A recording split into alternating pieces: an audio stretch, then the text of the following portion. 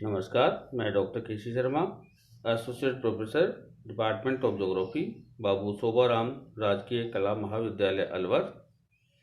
आज BA part first कक्षा में भौतिक भूगोल विषय में हम महाद्वीप और महासागरों की उत्पत्ति के सिद्धांतों के बारे में हम बात कर रहे हैं। और इससे पहले महाद्वीप और महासागरों की उत्पत्ति के संबंध में विशेषताओं की विस्तृत रूप से हमने बात की। आज इसके द्वितीय भाग में हम महाद्वीप और महासागरों की उत्पत्ति के सिद्धांत कौन कौन से हैं इनके बारे में चर्चा करेंगे। महाद्वीपी और महासागरों की उत्पत्ति के संबंध में अनेक सिद्धांत पाए जाते हैं। इन सिद्धांतों में जो विचार हैं उनको हम 3 भागों में बांटते हैं। पहला आरंभिक मत, दूसरा संकुचन पर आधारित सिद्धांत, और संकुचन पर आधारित सिद्धांतों में लोथेन ग्रीन का चतुष्फलकीय सिद्धांत, वृत्त समवलों पर आधारित लैपवर्थ और लव का सिद्धांत, तीसरा चंद्रमा की उत्पत्ति पर आधारित जीन्स और सोलास का सिद्धांत, और चौथा डेली का महाद्वीपीय स्खलन सिद्धांत, और 5वां ग्रेगरी का स्थल सेतु सिद्धांत। इसी प्रकार तीसरा भाग महाद्वीप और महाद्वीपीय विस्थापन पर आधारित सिद्धांत। इसमें वैगनर का महाद्वीपीय विस्थापन का सिद्धांत, जोली का रेडियोएक्टिवता का सिद्धांत, होम्स का संवहन धारा पर आधारित सिद्धांत, और चौथा प्लेट विवर्तनी के सिद्धांत पर आधारित नवीनतम विचार। आरंभिक मत, जिस समय पृथ्वी उत्पन्न हुई वह उष्ण, गैसमय और तरल थी।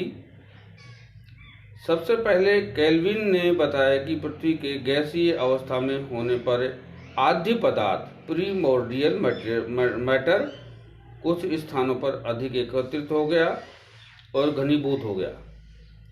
वहाँ महाद्वीप बन गए। जहाँ कम पदार्थ एकत्रित होकर के घनीभूत हुआ वहाँ महासागर की गर्त बन गए। सोलास के अनुसार जब तरल अवस्था में थी पृथ्वी, तब उस पर वायुमंडलीय दाब की विभिन्नता से महाद्वीप और महासागर बने, और अधिक वायुदाब वाले स्थानों पर महाद्वीप उत्पन्न हो गए।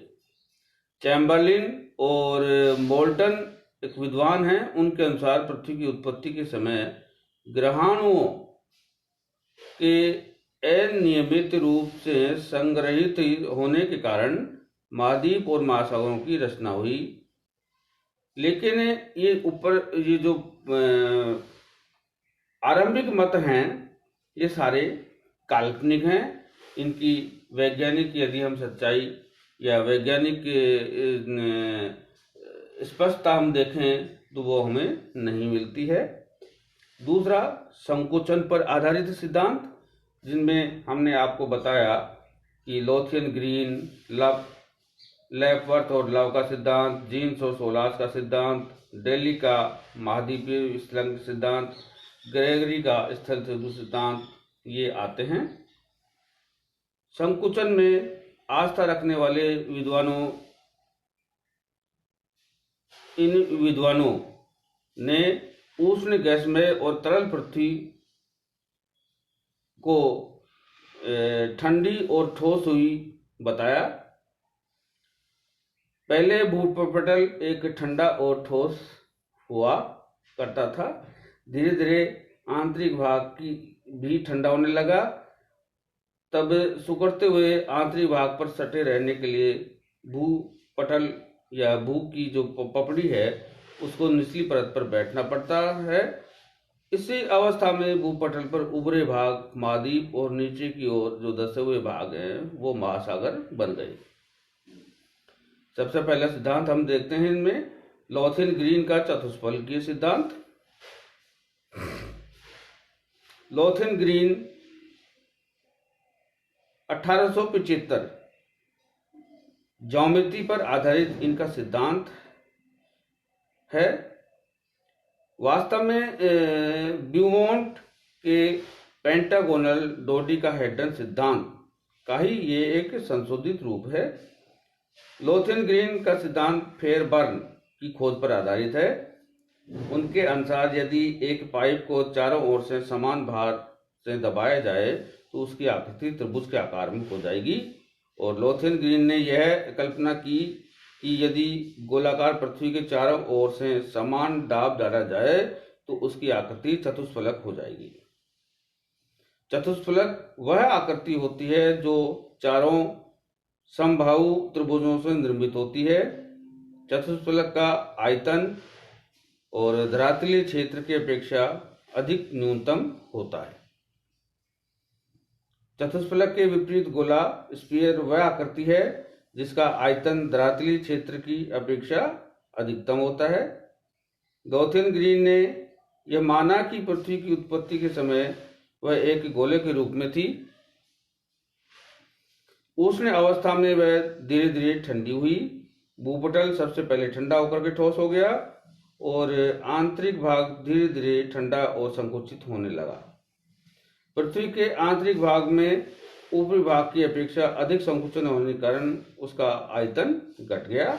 ऊपरी भाग पहले ठोस हो चुका था, उसमें अधिक सिकुड़ने की गुंजाइश नहीं बची। इसके परिणाम स्वरूप पृथ्वी की ऊपरी परत, भूपटल और भीतरी भाग के में अंतर आ गया। गुरुत्वाकर्षण के नियमों के अनुसार भूपटल को आंतरिक भाग पर बैठना पड़ा। इस प्रक्रिया में गोलाकार पृथ्वी चतुष्फलक होने लगी और यह प्रक्रिया अभी भी जारी है। इस चतुष्फलकीय पृथ्वी के उभरे हुए कोनों पर महाद्वीप और चपटे भागों पर महासागर बने। लोथेनग्रीन की इस परिकल्पना से महाद्वीप और महासागरों का वर्तमान वितरण भी सिद्ध हुआ। चतुष्फलक के ऊपरी सपाट भाग पर आर्कटिक महासागर और शेष 3 चपटे भागों पर प्रशांत, अटलांटिक और हिंद महासागर बने। और नुकीले जो भाग बचे हुए थे उनके सारे उत्तरी और दक्षिणी अमेरिका, यूरोप व अफ्रीका, एशिया और ऑस्ट्रेलिया और एंटार्क्टिका महाद्वीप बने। ग्रेगरी ने चतुष्फलक के सिद्धांत के संशोधन कर उसे एक नए रूप में प्रस्तुत किया। उन्होंने पूरा भौगोलिक मानचित्र खींचकर कैम्ब्रियन युग में जल व स्थल का वितरण स्पष्ट किया। उस मानचित्र में उन्होंने एक विशाल और उत्तरी भाग को चित्रित किया जिसका आधार उत्तर में और शीर्ष दक्षिण में था। ग्रीन के अनुसार कालांतर में जल व स्थल के विस्तार से 2 रूपों में परिवर्तन हुए। स्थल महाद्वीप देशांतरी दिशा में और स्थानांतरित हुए और महासागर और अक्षांशीय दिशा में स्थानांतरित हुए। लेपवर्थ और लव की हम परिकल्पना देखें तो लेपवर्थ ने महाद्वीपों और महासागरों की उत्पत्ति भूपटल पर संकोचन के द्वारा उत्पन्न वृद्ध संवलनों पर से मानी। वलन के उभरे भाग अपनति और अथवा इसको हम महाद्वीप भी कह सकते हैं, महाद्वीप बने और 10वें भाग अवनति जिनमें महासागर बने। उनके अनुसार, लेपवर्थ और लव के अनुसार, उत्तरी अमेरिका की उत्पत्ति वलन क्रिया से निर्मित एक विशाल अपनति के स्थान पर हुई और अटलांटिक महासागर का निर्माण उत्तरी और दक्षिणी अमेरिका, यूरोप व अफ्रीका के मध्य विस्तृत एक विशाल अभिनति के स्थान पर हुआ। और इसी नियम के अनुसार अन्य महाद्वीप और महासागरों की उत्पत्ति भी इन्होंने समझाने का प्रयास किया। लेपवर्थ की परिकल्पना के सिद्धांत की प्रमुख जो क्रिटिसिज्म में आपत्ति हुई वह यह कि संकोचन के द्वारा पृथ्वी पर नियमबद्ध वृद्ध संवलनों की उत्पत्ति केवल कल्पना में संभव है, यथार्थ में नहीं पाई जाती हैं। लव ने 1907 में लेपवर्थ के सिद्धांत को गणितीय सूत्रों के द्वारा भी संशोधित किया। उनके अनुसार पृथ्वी का ज्यामितीय केंद्र ज्योमेट्रिक के सेंटर और गुरुत्व केंद्र ग्रेविटी सेंटर भिन्न होता है। अतः भूपटल पर विस्तृत स्वरूपों का उत्पन्न होना स्वाभाविक होता है। भूपटल पर उत्थान के स्थानों पर महाद्वीपों और अवतरण के स्थान पर महासागरों का निर्माण हुआ।